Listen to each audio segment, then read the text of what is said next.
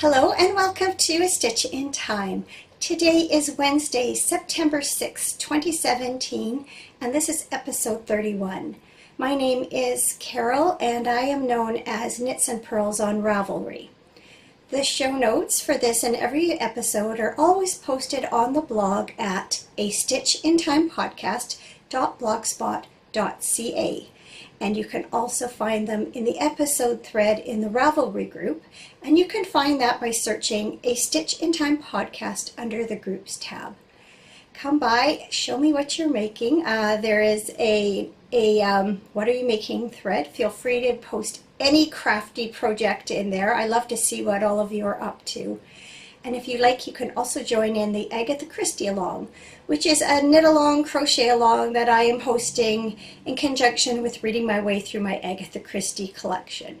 So the rules are very relaxed, just knit or crochet anything that you can tie into Agatha Christie, whether it's a pattern or a yarn specifically inspired by some aspect of her character, book title, her Agatha Christie herself, or if you can find a way to tie it in, by all means do so.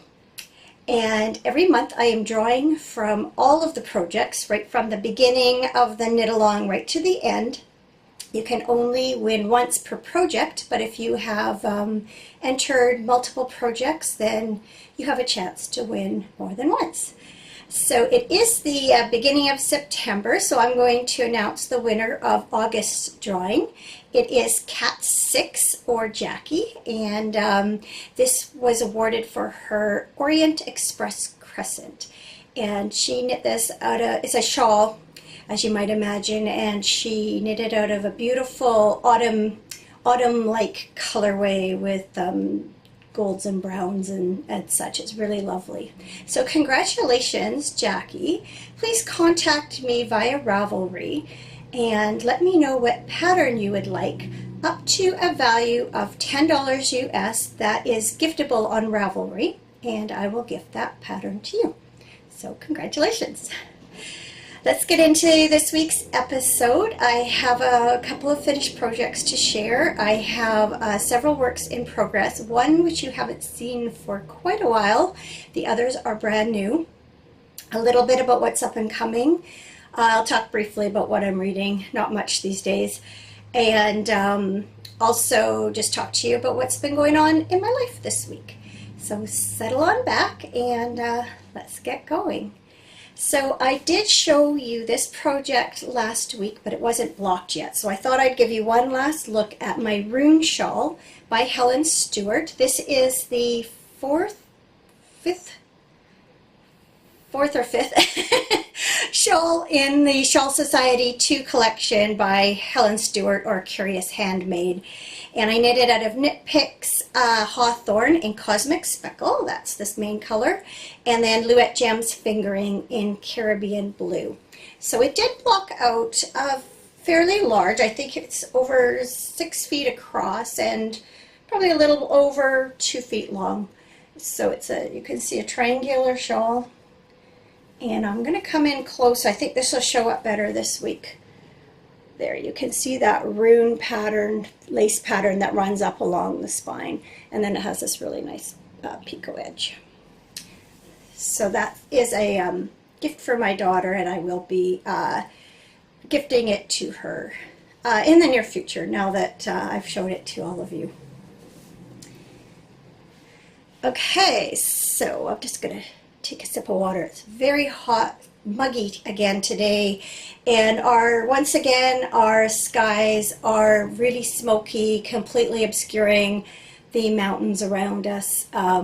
It's smoke from the wildfires, both from the British Columbia interior and also coming up from the states, from Washington State, and oh, that terrible fire in California. So yeah, it's bugging my throat again.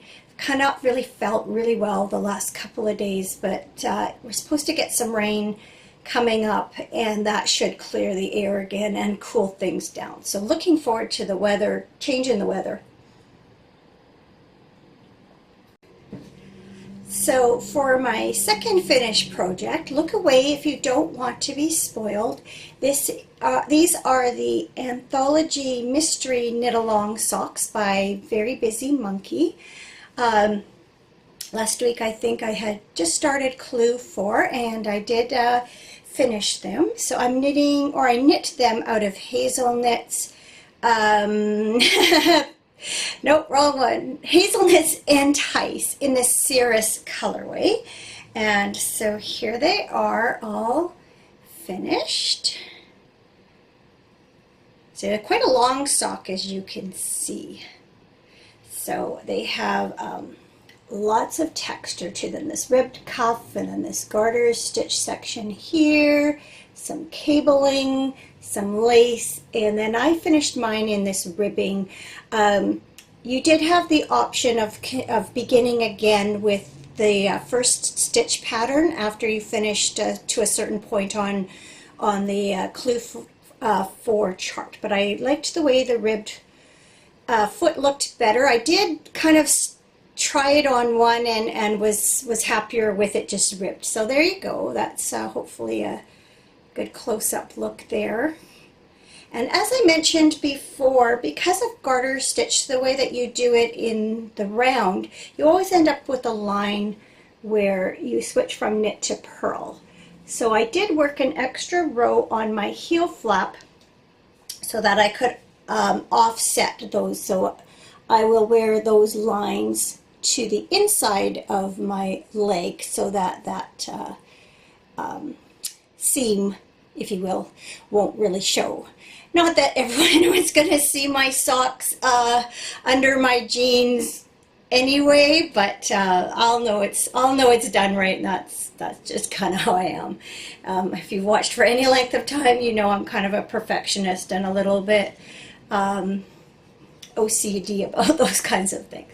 So anyway, yeah, there's the Very Busy Monkey mystery socks done. So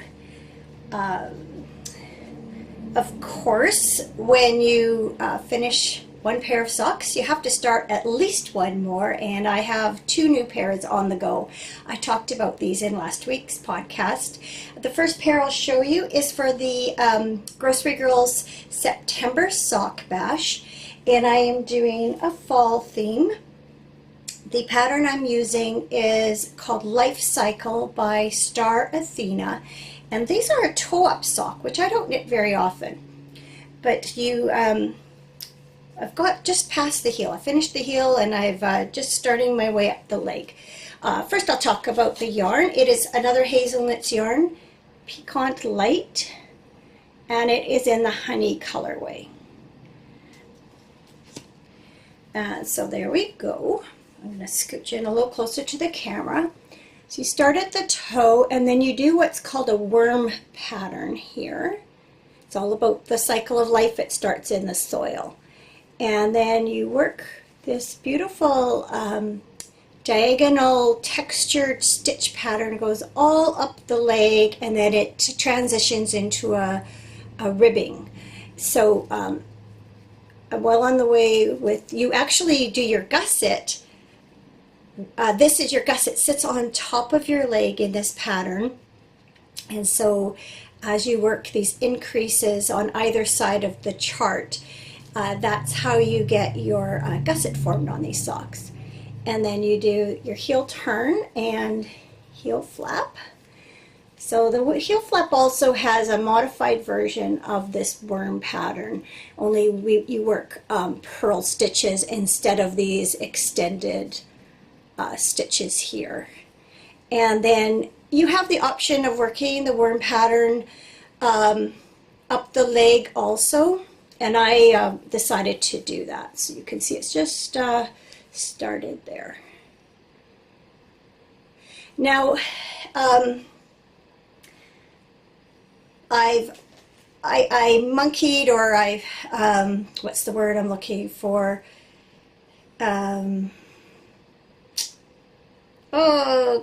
Can't think of it. I modified the pattern a little bit in order to have this worm pattern start in the right place on the leg, just of where I left off on the heel flap and such. It's not quite the same as written in the pattern, but I've just spacing them an equal distance away from the worm pattern that was on the heel, although it does throw it off slightly from the worm pattern the way it was written on or knit on the front of the foot, but I don't think it's going to be enough to notice. So yeah, got those, well, a good start into those. And then another yarn I talked about, another pair of socks I talked about last week, are just my new plain stockinette socks. And I am knitting those out of another really fall-like colorway, which is Van Gogh, Opal Van Gogh collection, and this is the Vase with Sunflowers colorway, based on, of course, this work of art here. And so I have finished the leg in the first sock here. So you can see it knits up in stripes, but some of the stripes are variegated. And then I've also actually just finished the heel last night in the first sock. I'm just going to hold it like that so you can see it. Getting used to this new camera and trying to get a sense of how close or how far to sit and how close or how far to show things. So I have knit this heel in this yellow here. And that is West Yorkshire Spinners Signature 4-ply in color 240 Butterscotch. And I thought it went really, really well with the other yellow that was in this sock here. So yeah, those are whipping along. I had some car knitting time this past weekend, so that's why a lot of it got done. And then another pattern or another project that you haven't seen for a long time, I started way back in April, are my the Vicar's Wife socks by Maureen Folds. I had stalled on these. I got to as far as the finishing the leg on the first sock, and I wanted to do, you have an option of doing the heel flap in pattern or the heel flap with just a slip stitch, regular kind of heel flap. And I really wanted to carry the pattern down the heel, but I knew it was going to take a little bit of brain power to figure it out because I didn't end the leg at the same place that the pattern had instructed. So when I was out of projects last week and I was waiting for September to begin so I could start my new sock bash socks, I pulled this out and worked on it over the course of an evening, so I feel like I'm over the hump now and I can now hopefully get more done. So the yarn I've used is Ancient Arts, and it's their 3-ply fingering sock. And this is the flamboyant colorway, so you can see a beautiful bright hot pink. So there's this lace pattern that goes down the front of the sock and down the instep. And then I'm going to actually just turn this so you get a better look at the pattern that goes down the instep, or down the back of the leg and the heel. So you can see it's kind of branches and it goes all the way down to the end of the heel flap. I have modified this pattern a little bit. If I remember correctly, I added an extra stitch on the front and the back so that I was able to center the pattern, because the pattern had it off center by one stitch, this pattern on the back, and it just didn't seem to make sense to me. So I have kind of monkeyed around. I also am knitting these stitches here through the back of the loop on every row instead of every second row, and I just think they stand out better. So yeah, I have done a little bit of just a little bit of fiddling around, but mostly it's more or less, they are more or less knit as written. So I hope to make my way down the foot and finish this one soon. I have not been participating in my own knit along for quite a while now, and there are other Agatha Christie patterns that I'm anxious to knit, but I'm making myself finish those first. Just gonna take a sip here. It is so muggy today. I just during recording, I had to shut off the camera. The doorbell rang, and it was the mailman. But so I was chatting with him for a minute, and just so even more humid out there than it is in the house. Poor guy, he had a kind of a towel all around the tucked into the inside of his shirt collar just to soak up the perspiration. I feel bad for him. It's between the smoke and the heat, not a good day to be going exercising like that. Anyway, up and coming, I've had this pattern, Calliopesis. There's the cowl. There's the name, and it's by Bonnie Sennett or Blue Peninsula. I've had this pattern for a long time, and I actually really wanted to knit it in similar colors. And I had thought about using the honey color that I'm using for those life cycle socks, and also a pattern or a variegated yarn that I have, but in the end I've decided to go quite a bit different than that. I want to make this cowl for curling. I find during the colder months of the year it gets really chilly out on the ice, and I've taken to wearing a cowl along with, I wear a long sleeve kind of a mock neck top with a fleece vest over it.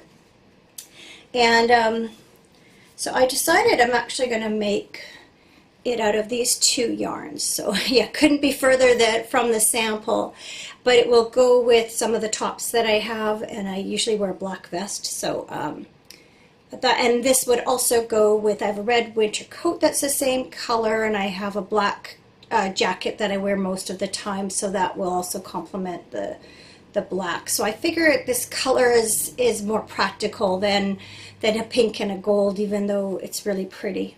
So the gray yarn here it's from Valley Yarns, Charlemont Kettle, what do they call it? You can read it. I'm looking here, Charlemont Kettle dye. There you go, in the dusk colorway. And as you can see, it's a variegated gray. And then I will be contrasting it with this Beyond Basic Knits. It's 100% merino fingering, and it's in the candy apple colorway. Now I would say it's always interesting to see how this comes up once the recording's done. It's a true blue-red. It looks a little bit brighter on screen than it is in real life, but it's not an orangey red at all. And it's exactly the same color as my coat, so it should go really well. All right, hopefully that doesn't fall. Yeah, so that's kind of what's going on in my knitting world. I haven't done any sewing this week, although I have a dress I need to hem, and I have a couple of project bags I need to work up for my daughter and her friend. My daughter had asked me a couple months ago, to make this. I showed the fabric on the podcast. It's Doctor Who themed fabric. So I've had in the back of my mind, I really should get that out of the way. And then I'd really like to work towards trying out doing some zippered project bags, because I have the fabric already, well, not all cut out, but I have fabrics, and I want to start playing with them. So maybe this week, now that things for the moment are a little bit back to normal, and I should have some time this week. You never know what's going to happen. So I'll talk a little bit about what I'm reading. I'm continuing to listen to My Not So Perfect Life by Sophie Kinsella. It's going along much as I expected, no huge surprises, so we'll see how that goes. It's like I mentioned last week, it's a very easy listening kind of book, nothing deep, but entertaining. And then I've read a couple of more stories from Bernice Bobs Her Hair and other stories by F. Scott Fitzgerald. One I enjoyed very much, one I found very confusing. So, oh, and there's the phone, so I will go answer that. I'm back. Well, you won't have missed me at all. It was just a telemarketing call. Get so many of those. Anyway, yeah, back to this. One story I kind of ended and I was confused and haven't really taken the time to try and figure out what it was all about. But I like his style of writing. I am enjoying the stories, and I'm about halfway through, I guess, now. So I'll just keep those and read a story whenever I, kind of have a little bit of time, maybe before bed or whatever. Oh, that's one thing. So last week, you'll see this week I am recording once again on my new camera. We'll see how that goes. Oh, I had lots of fun. Took a long time to prepare it for uploading, and 2 failed tries at uploading it to YouTube. 3rd time lucky. I think I figured out the issue there. So hopefully this week won't be so problematic. And that's another thing I noticed. I didn't realize just how much I said so I apologize for that. As you can imagine, it's not something that I'm aware of at the time, but when I was editing last week and realizing just how often that came out, I'm sorry you have to listen to that. I had the telephone company in yesterday upgrading our internet to fiber optic. Now, in my mind, I thought that would make our internet a lot faster, and the fact is it's still the same speed that we had before, but I do have the option to upgrade to a higher speed, so I'm going to see if that is necessary or not. My son informed me that most likely for what I want faster internet for, which is to upload the videos, he said the part that is slow for me really wouldn't change with a faster internet. It's a process that YouTube goes through to, I guess, format your file or compress it or something. And he said that probably wouldn't change in the length. And also, I have an older computer, so he said more likely what would make that faster is a faster processor. He said your actual upload time is probably not too bad and probably wouldn't be changed dramatically by a new higher speed. So I'm going to see how it goes this week. He also said that because his computer is a lot faster, etc., that perhaps I'll take my file once I've edited it, send it to him, he can upload it for me, and then I can go ahead and finish it off because his is a lot faster. So we'll see. It's a work in progress. And there may be. I'll just keep doing till I get it right. I enjoy podcasting. Definitely, when things are slow, it makes the editing and uploading part of the podcasting frustrating and time-consuming. But we'll just keep trying and hopefully streamline it and find a way to make it all work. Because I don't want to give it up because it's too much work or anything. I tell you, it's Grand Central Station around here today. I've had several phone calls and the doorbell ringing. You probably won't hear any of those because I'll edit them out, but let's see if I can get this recording finished. I had a wonderful long weekend. It was Labor Day weekend here in Canada and the United States, which means that Monday was the holiday. And so my husband and I drove up to our family cabins for the weekend. And we had expected to be joined by my mom and my sister Anna Marie and her husband Doug. And then my sister Jacqueline, who was flying out from Toronto. She was sad that she didn't get a chance to spend any time up there when she came out for my niece's wedding in early August. So when she found out some of us were going to be there on the long weekend, she decided to fly out. So that was really cool. But then it turned out there were many more people there that we weren't expecting.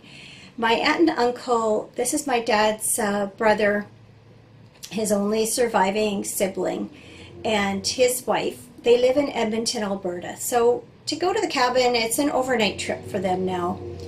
And they had come out a few weeks ago for my aunt's funeral. This was my dad's other brother. His wife had passed away. And the funeral was held only about an hour and a half drive from where our cabins are. But because the evacuation order was still in place because of the wildfires, they weren't able to come over to the cabins. So when my cousin found out that some of us were going to be there for the long weekend, she and her husband drove my aunt and uncle out so they could spend a few days. And then another cousin from another branch of the family, when they knew they were going to be there, they also came up for the weekend. And then another of their children, my aunt and uncle's other daughter, they were passing through on their way to visit a couple of their children down Vancouver Island and San Francisco. So they made that a stop on their way through Saturday night. So it turned out to just be fantastic. As I said, we all had happy hour together on Saturday afternoon and then went into town and went out for Chinese food rather than cook a big meal. And we were joined by a couple that lives up the road. They're friends of the family, almost like family. So it just turned out to be great. We did do a little bit of work getting things ready to close up for the winter. The actual closing up will happen at the end of this month. But we got some cleaning up done and a few more jobs. So it was a good mix of work and play and definitely some really wonderful family time. And then we drove my sister Jacqueline back to our house with us on Monday. And then my two sisters that live in Chilliwack, where I live, they were not up at the cabin, but they came over to our house with their husbands for, again, happy hour. See a trend here? We had appies and drinks Monday evening. So it was a nice way to kind of finish out the summer. One of my sisters and her husband are both teachers, and so this definitely is like the end of the summer for them. And they were heading back to work Tuesday morning, so it was a nice way to finish things off. And then Jacqueline flew out Tuesday morning to go back home, so she's home safe. And then we learned that my sister Anna Marie, who was up at the cabin with us, her husband's retiring this fall. And they live in a suburb of Vancouver, but they've decided to sell their townhouse and move out to Chilliwack too. So I'm going to have 3 of my 4 sisters all living in town. We were the first ones to move out here. We've gradually, the others have made their way out here too. So that's fantastic news. I've used fantastic about 3 times, I think, in the last 5 minutes. It's wonderful news. It will be really nice to have her closer by, or them closer by, and it'll make it really nice for when we have family get-togethers, because right now we alternate Christmases between the 4 of us, and so every 4th year we have to go in about an hour's drive away to go to Anna Marie's place, and 3 out of the 4 years she has to drive out to Chilliwack and come to our homes. So it'll be nice. We'll all be in the same town, and that'll definitely make it easier to get together more often. So that's great. Happy about that. And then I just learned today that they've already have an offer on it, and so it just went up for sale. And so cross fingers that all goes as it should, and then they'll start looking for a place here. They've done a little bit of looking, so they know what they're looking for, but they have to find, of course, the right one. So see what else. Yeah, as I mentioned, we've got smoky skies here again today, but we are expecting some cooler temperatures and some rain to wash some of that away, so that will be a welcome change. It's crazy, isn't it? We've got Hurricane Harvey and then now Hurricane Irma on its way with all the rain and all the flooding. And then in contrast, we've got the wildfires burning. I know they're burning in a number of places. Obviously, British Columbia, I've talked about that a lot this summer because it's been the worst fire season we've ever had. And now California and Oregon and Washington State, and I'm sure there are more, in the province. Alberta is the province next to us, and I'm sure other states. These are the ones that are on my radar. But if you're affected by any of this, just terrible, dramatic weather, dramatic situations, hang in there. It was quite something watching the news unfold with Hurricane Harvey and all the devastating flooding, and now that the water is receding, just send out my best to those who have been affected by it. And if you're in an area that expects to be impacted by Hurricane Irma, hang tight and stay safe. There we go again. I think that's it. So yeah, hopefully having, I think, sort of a routine, quiet week coming up. So I hope that's the case. It just seems like we've just been going nonstop. So hopefully this week I'll actually get more than just some knitting done. I'd like to get back to some sewing, as I've said, and I definitely have some jobs around the house that are needing my attention, and so I will try and get to some of those too. So I should, as far as I know, be able to record again next week. So take care until then. Wish me luck with the uploading, editing, etc. We'll figure that out. We'll figure it out. So take care till next time. Bye-bye.